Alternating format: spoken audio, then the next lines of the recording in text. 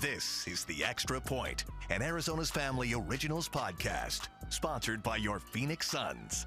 Well, and speaking of the Phoenix Suns, it's playoff time in the desert. The Suns take on the Minnesota Timberwolves in round one of the NBA playoffs. And, of course, the Suns have brought us so much entertainment over the last 4 seasons going to the playoffs and climbing the mountain with Devin Booker at the helm. So let's talk to a man responsible, well, for Devin Booker, for getting him here, teaching him everything he knows.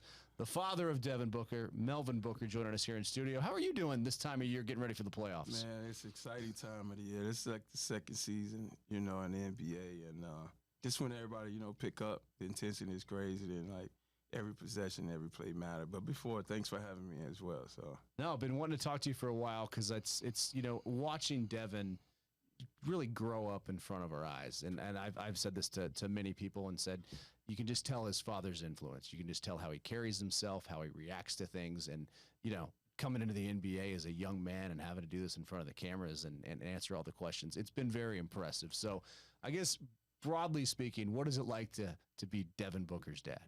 I get that question all the time, man. And, Devin is just like the perfect kid, if you ask me.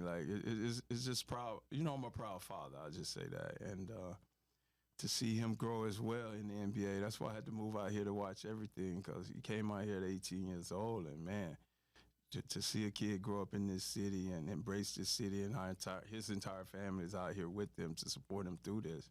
It's been a journey, man, a journey that we don't expect to stop no time soon. When did you first know, okay, I think he's got a chance to do this, to follow in your footsteps and be a professional basketball player? Was there like a moment like y'all are doing laundry and he's like launching, his he socks? He always talked about it as a kid, Dad, I'm going to be in the NBA, dribbling the ball around the house and things like that. And I was like, yeah, it takes a lot of work to get there. But he always had a high IQ, watching the game, watching him play video games, and he'll sit there and say some things as a kid while we watching basketball games, and I'll be like, this kid kind of know what he's talking about. But once we got through that journey where he felt like, I really want to work, I really want to do this, and he moved with me in high school, and that's when we really, really, really started working to get to this point in his career. Does he remember watching you play at all? Were you wrapping up at all your career when he was? I was at the end of my career. He came to Europe late in the end of my career, and he got to saw a few games, but not a lot of games because, I'm on the other side of the pond and different time zone. But in the summer times, he used to be with me. So he would be in the gyms with me, watching me work out. He'd be on the side, playing basketball, but I'm in there preparing for the next season. He was always with me, in the times in the gyms. So how did the training just kind of start that way? You said you still kind of train him a little bit. So what was the process like of, having fun playing basketball, teaching him the game, and then knowing, okay, you have a real skill here. Let's go for this thing. Well, a lot of this, I tell this story all the time, is I was gone. I missed a lot of Devin life because I was in Europe playing ball. So when he moved with me in high school, it wasn't just about basketball. It was like building that relationship again with my son that I missed so much. So him having that basketball influence, it was a bond that we had out there on the court.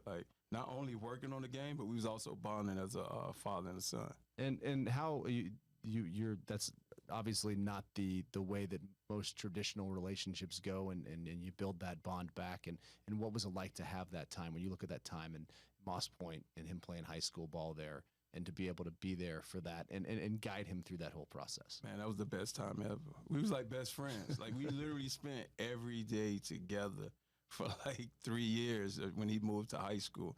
Working out, gym. I was his assistant coach in high school. I was assistant coach on travel basketball.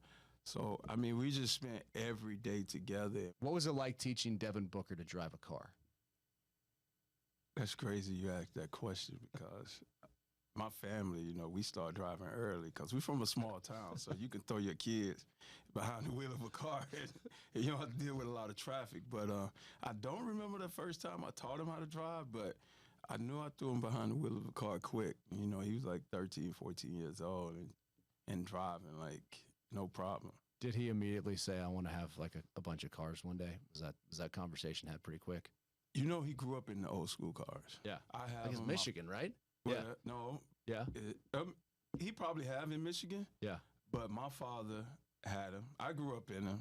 My uncle has him. So when Devin came to Mississippi, all he saw was old school cars. He'd been in the backseat of my old school cars since he was a baby. So he grew up in those cars, seeing that all the time. And sometimes, your kids learn some things about you. I mean, learn some things just watching you. And I never thought it would be like this big of a deal that he loved old school cars like this. But I can tell he's been watching me and my father. Yeah. Was it like working on cars? Was there some times underneath the shade tree? Like, is Devin out there with like the socket wrench or anything like that? My pops used to do all that, Yeah, and Devin just be out there watching. I'm not much of a mechanic, but my dad is the mechanic. He knows what's going on with everybody's cars in the family. How much of this is a family deal? Going to Moss Point and having all your family there, and with you coming out here, family coming out here. How much family is a part of Devin's basketball story? I mean, Booker's is a family. I mean, when you speak of Booker's, you speak of family. And you see it when he goes and play in New Orleans. It's like it's 50, 60 people. I thought you were going to say 50 or 60 points. No, I mean, you see that too.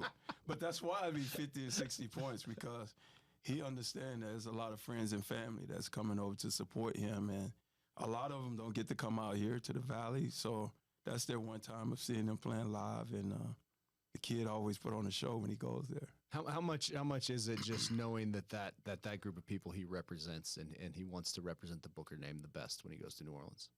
Oh man, it means a lot because it's been like that since high school. Like when he first moved there and he played his first high school game, I mean, he looked around and he just saw like family, cousins, aunties, grandmother, everybody in the stands cheering him on. And he just had that support system, when he moved to Mississippi since high school days, and it's gonna go all the way through his career. Was there some culture shock going from Michigan to playing basketball in Moss Point, Mississippi? If you ask Devin, he was sad because I mean he grew up in a predominantly white area in Michigan, and my town and my high school is like a predominantly black area. So that was his first time like having to go into that environment and be like, yo, I got to navigate my way through this. And it was a great experience for him. But, he spent every summer in Moss Point. So he had an idea before he moved there full time. It was just the process of moving there full time and being away from his mother, brother, and his sister in Michigan. That probably was his biggest adjustment.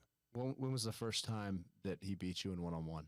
Man, Devin and I never played one-on-one. No, never. There's still time, right? You still hoop, no, right? No, I can't keep up with him right now. I'd rather keep it 0-0, and we both can talk smack to each other. But we've matched up like 5-on-5 in open gyms against each other, but we've never played one-on-one. I don't think that would be like fair because we would be fighting each other out there. Does he know all of your moves? I guess you know all of his. No, I know all his moves. So how did you build that arsenal? I mean, what I notice is when he goes to the basket, how strong his hands are. Is that something that you built? That's something he grew into. Yeah. Most of the part that we worked on since he was a kid was all the fundamentals. Yeah. And then I can say this, most shots you see Devin taking in the NBA, he's been taking those shots since he was about 12, 13, training. Wow. That's why his game is so simple, mid-range game, 3-ball. I mean, he keeps it real simple out there on the court, but those are shots that we worked on since he's been in high school. So as you looked at trying to build a toolbox, like what's, for anybody out there who's listening to this, what's the tool that you want to start with, and how do you want to build it out to give somebody just an array of moves so they're not, going one way and being easily defended? I'm big on fundamentals, like huge on fundamentals. Fundamentals outlast athleticism any day. Interesting. And IQ of the game. If you get those two, like you play a long time in this NBA, because the game slows down for you. Sometimes for guys, like the game slows down like 8 years into the league. If you can learn early to slow the game down, it makes life easier for you out there on the court. And that's one thing I instilled in Devin. That's why he plays with such a mature game. And he plays a style of game that will fit in any era. If you take him back to the 90s, Devin could play in the 90s. He can play in this modern three-point basketball game that, NBA play with high pace, shoot a lot of threes. So I feel like the fundamentals of the game is the one thing that's thick forever. Is the 3-ball, is this as a guy who played back then, what do you think when you see how much the 3 is determines the outcomes of games now? It's crazy how much the game has changed, because I remember in high school, my high school coach wouldn't even let us shoot 3-pointers. Oh, wow. Yeah, That was my sophomore year was the year. I'm telling my age right now. Was there math at the high school? Threes more than Sophomore year, they put the 3-point line in high school basketball. But the old school coaches hated that line. They wouldn't let you shoot it. So to see where the game is now, and you're just lunching threes all, and the analytics have taken over the game. It kind of makes sense, when you watch these games, and I even watch the Sun game. I look at the 3-point count. And I'd be like, yo, we need to put up more threes to be, have a chance of winning this game. Where's the kind of magic number there? Because there's we need to shoot more threes to win a basketball game. Then there's we shot way too many threes and nobody's hitting anything. So how do you when you look at a basketball game, where's the rub there?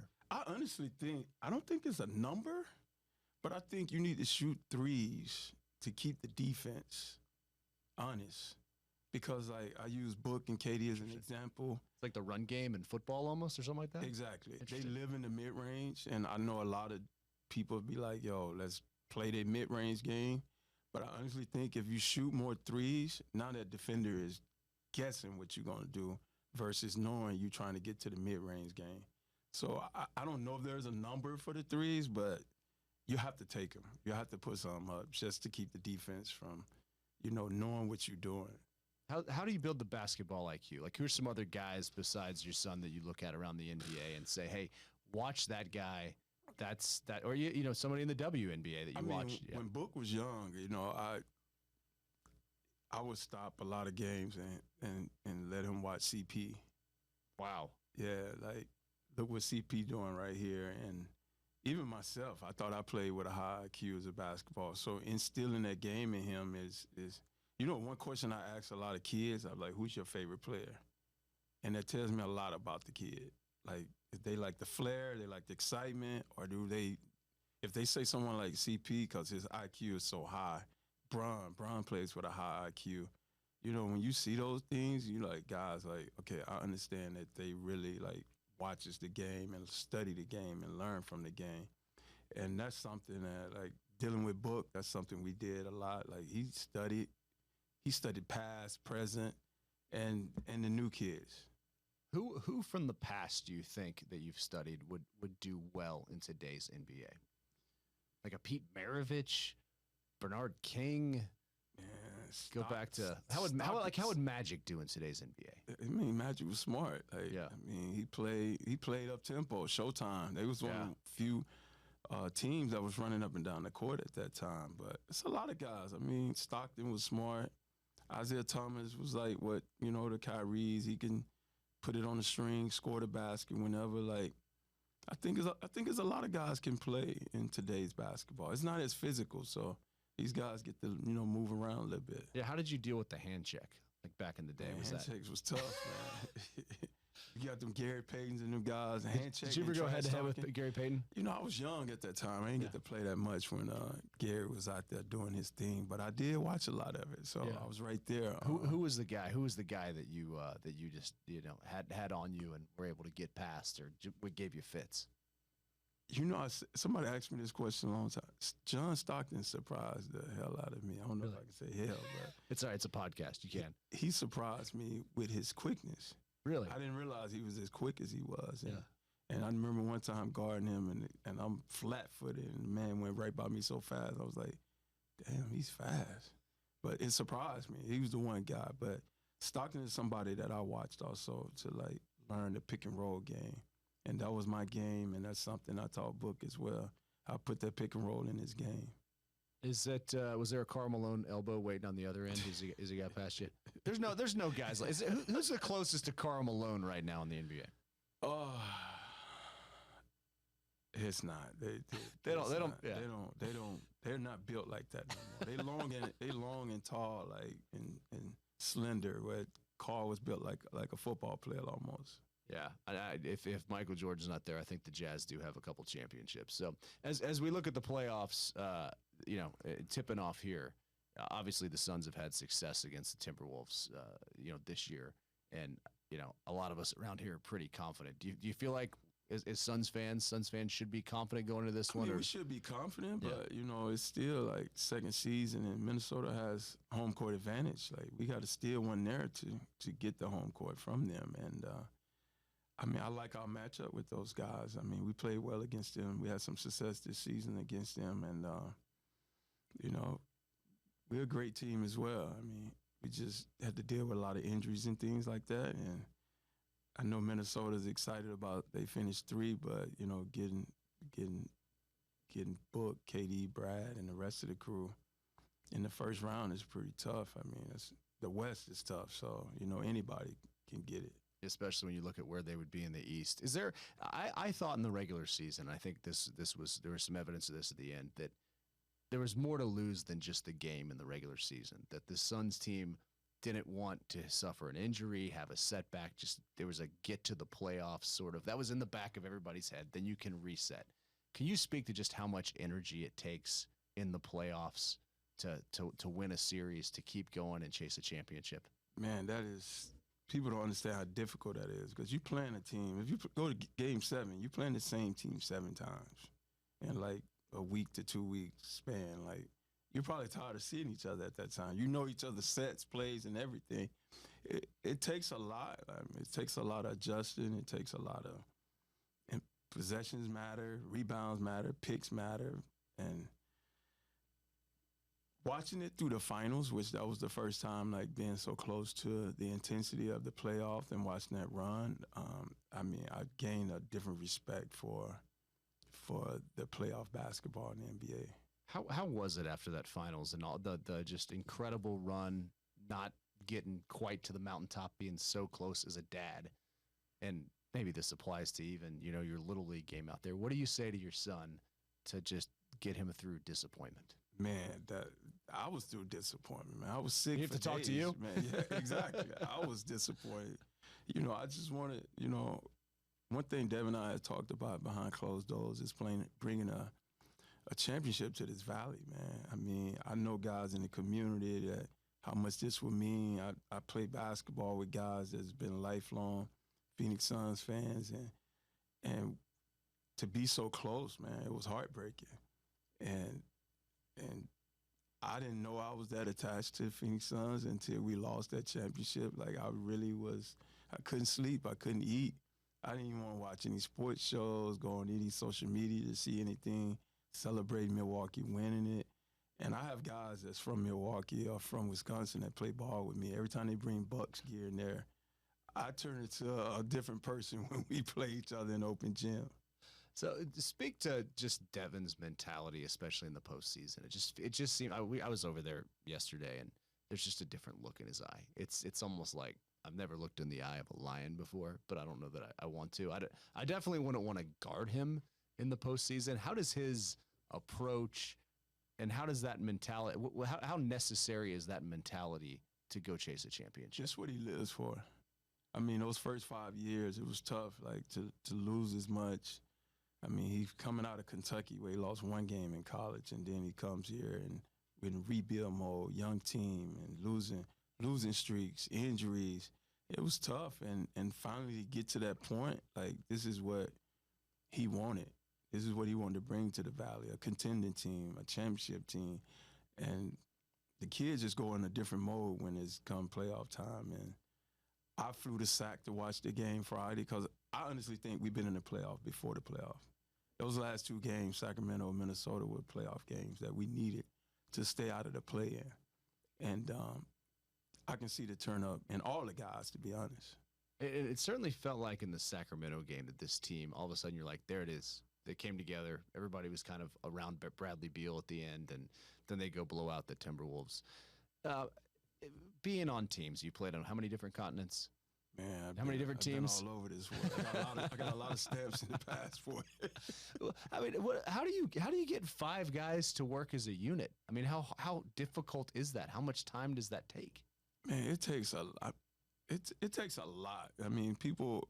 I mean, it was exciting when we got the big 3, but I kind of knew like it's gonna take some time. Like not just the big 3. We got a new coaching staff. Like I don't know how many new guys, but that first game, I looked at the bench, like I saw like nobody I recognized like from the previous team, and I knew it would take some time. And then we had injuries along the way, so that's setback from, you know, building that chemistry that you was trying to build as a team. But I mean, we're at this point now that you go through those up and downs of adversity to learn from it, because you got to learn your teammates and how they handle that type of adversities. And I think we've been through enough of it, and I think, everybody's excited about this playoff run. Do you feel like, you feel like it's in sight? Like we always talk about, this is kind of our job to be like, hey, how big is their championship window? And you see Kevin getting a little older, and you see, Bradley Beal getting a little older, and you see this thing, okay, when's it going to come together? Where's the sweet spot?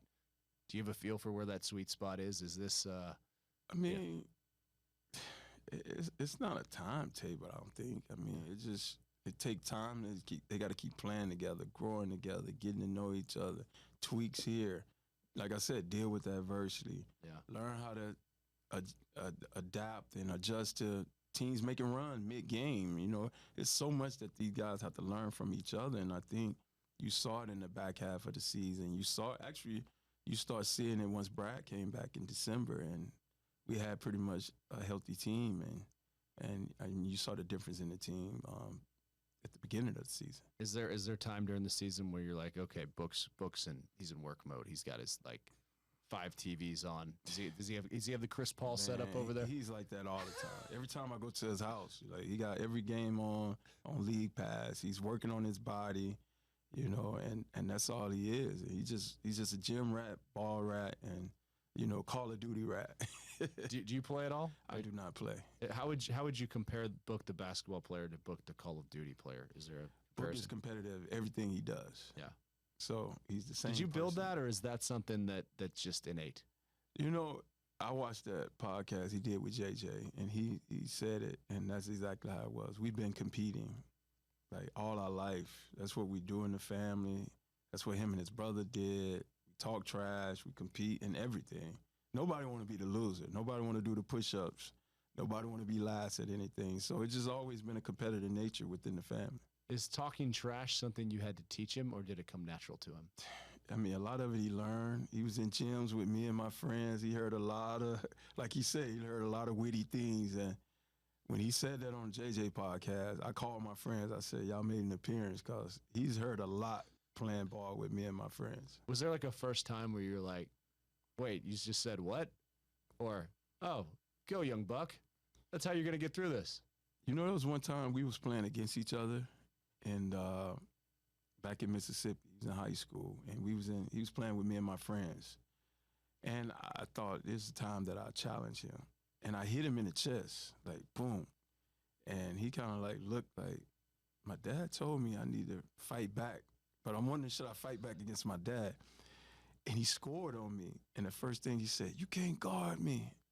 And part of that was proud dad moment. He didn't step down for me. He accepted the challenge, and he went at me even harder. And I knew then, kid is built for it. Was he taller than you at that point? What was the day like when he became taller? A couple inches taller than me at that time. Yeah. But he was growing. Did you know at that point it was the NBA, or did you have to? Obviously going to Kentucky, that's the track. But when was it okay, he can get to the NBA, he can stay in the NBA, he's got a chance to be a Hall of Famer here? Oh man. So he's played travel basketball, and he was on the Nike, which were all the top players in the country. So Julius Randle, Wiggins, Aaron Gordon, all those guys that was 2 years older than him. So I saw him play against those guys. And when I saw him play against those guys, he was holding his own. And me knowing basketball, I'm like, these are the same guys that they're going to be picking, in the NBA. So I felt like he had a chance when I saw him 14 compete against these guys at 15, 16. And he seems, so locked in on the court, but he also, media days and different interviews we've done, super laid back, friendly. What's that dynamic like? How does he throw the switch to just being kind of just chill? That's him, dog. That's his demeanor. He's a chill guy. He don't get too high, don't get too low. He like to just chill and be around family and do the little things. He's not much of a rah-rah guy. He feisty on the court, but you get him off the court. He just like to chill at home and, like I said, play his video game and be with his dog. Yeah, speaking of the dog, do you have to watch the dog when he's out of town? What's that? I have not watched the dog. The dog came to my house a few times. He broke a few screens. And is he just a beast? He's a beast.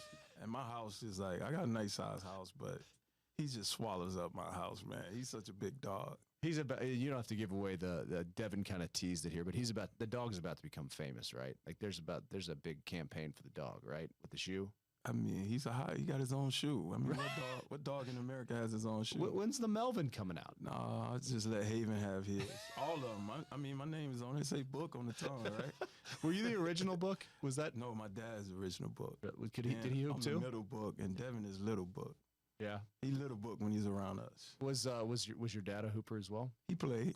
He didn't take it to college or anything, but he was one of the better players in the area, and that's pretty much how I got into the game, being with him and in gyms and watching him play on the sideline, same way Devin was on sideline when I was preparing for my season. Who is the most vocal member of your family when it comes to Devin Booker playing basketball? Man, my grandmother. What's her name? Beulah. Yeah. Beulah Booker. It's about as country as it gets, but that's my sweetheart right there. She called me. She watches every game. She keeps up with all his stats. And she speaks the game and she talks the game like she really understands what's going on.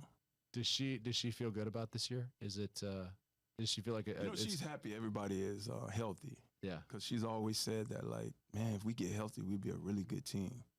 And now that everybody healthy, we playing well. She's excited for the playoffs as well. What do you think it's going to take to win a championship? I mean, it's Minnesota's a good matchup. Then you got the champs. I mean, nothing's easy. I mean, we got to take one game, one series at a time. I mean, we got to get past Minnesota before we can get past to the next level. But I feel like we have the team to do it. I mean, I felt that before the season. We just, like, again, we wasn't healthy. Like Brad missing games and Book was in and out, with hammies and toes and ankles. So I feel like we have the team. We played well against, the Denvers, the Minnesotas. We dropped some games that we shouldn't have dropped, but those learning things that we had to learn as a team. All right, we brought a guest in. Is our guest back there? Is she back there? My boss is here. Do we have a guest? I think she's here. Yeah, my boss is here. You want to come in and ask a couple questions? She doesn't. Okay. Okay. Can you just come say hi to the people? How you doing, Miss Gibson? How are you, Melvin Booker? I'm great. You did a great job. I was watching. Thank you. I trained you well. You know I'm his agent. Yes. Yeah. Oh, speaking of, yes, you are. Yes. How I much? negotiated this whole deal. Yes. How much do I owe you again? What did we decide on? I mean, you just told me you was charging me 10%. I thought that was pretty cheap. I thought it was 15. Yeah, I thought it was 20. So I'm signing up for 10. Okay. Oh, but you have made the move to the agent world, right? Yeah, I am. So what's that been like going from the guy who has the agent to the guy who is the agent? It's different because I have to recruit, man, and I'm not a pitch guy. I try to help families out, give them advice of what, Devin and I have been through, what I've seen as a father, what I've seen as a player, and what someone should expect. But it's fun because it keeps me around the game, and it keeps me helping other people, like pay it forward, basically, try to help these families out. Oh, for sure. Is it more of the pros, or will you go into college? Because, I mean, that's basically pro basketball now, or at least it's trending in that direction. I haven't got deeper in the NIL, but I'm looking for the pros, the guys that's got a chance to play on the next level. How does the agent game, the back and forth, compare with the back and forth of playing basketball? Man, the elbows harder. I don't even want to go through that, man. This agent game can get nasty sometimes, but it's fun. Like I said, I'm still around the game, having a good time. It keeps me busy, and it's fun. Still learning though. I'm a young agent. Are you surprised at all how much basketball has grown in the last? I mean, even the last 10 years, just to see how big of a superstar Devin Booker is worldwide. It's crazy, man. I haven't had time to even think about that. But when I go on the road and I see Booker jerseys, and I'm sitting in front of people and they got on Booker jerseys, I'm like, man, that's my last name on the back. I mean, Devin has done a wonderful job. My dad, he did it on a local level. I was able to do it college and, professional, little time in the NBA, overseas, and now Devin's just taking it to another level, like, Olympics, shoe, people knowing him everywhere we go, and it's just exciting times, man, for the Booker family. Don't take me back to maybe the most remote place you played basketball in the world. What's the one gym overseas where you were getting firecrackers thrown at you, and maybe there was no hot water in the locker room after the game? Man, you taking me back. You taking me. I tried to do this back. to PJ Tucker one time. He's like, nope, not going there. Man, I was fortunate enough to be in great cities, like my home team, but I had to go play in like I was in a city called Vladivostok. It's like Russia, but it's like 12 hours from Moscow. That's crazy. Like north? Like no, it's like towards Asia. Like I flew 12 hours, but I was still in the same country. That was the crazy part. It was called Vladivostok. That might be the craziest place I ever How was been. the crowd that night? Were they into it? They smoked cigarettes in the arena. Did the players smoke cigarettes? Oh, I had plenty of players that smoked cigarettes at halftime. And to get their cappuccino. That really? Yeah, that's Did it help? Did y'all get like a jolt coming out of the... I didn't do it. I just had to watch these guys do it. That was their way of doing it. So what was it like for you coming back after your overseas career, coming back to Moss Point when the basketball career was over, and trying to, find the next step and bring Devin down to Moss Point with you? I had to recruit him down there. I had to spend a whole year recruiting his mom, because I wanted him as his freshman year, and she was like, no, I'm not sending my baby to Mississippi. So I had to do the whole recruiting process, and I finally got him there, and we just started working, man, working to get to this point. Like, ball has been life. Ball has been life. And what's the story look like? How many more years do you think there are for him to play? And what would be the goals on that Hall of Fame plaque one day? I mean, Book, I'll tell you that. I mean, I feel like his skill set can keep him around a long time. I mean, he has great IQ, shoots it well, got the size to play, but it's up to him, man. I just know his ultimate goal is to bring a championship to this valley. Well, we appreciate your time today. We appreciate you spending some time and spreading some wisdom. Good luck to the Suns and your son, and thank you, because there's a lot of athletes that we interview here, and Devin Booker has always been nothing but class and just very thoughtful with his answers. So. Thank you, man. Appreciate that. Thanks for having me. The Extra Point Podcast is a production of 3TV, CBS5, and azfamily.com in Phoenix, Arizona.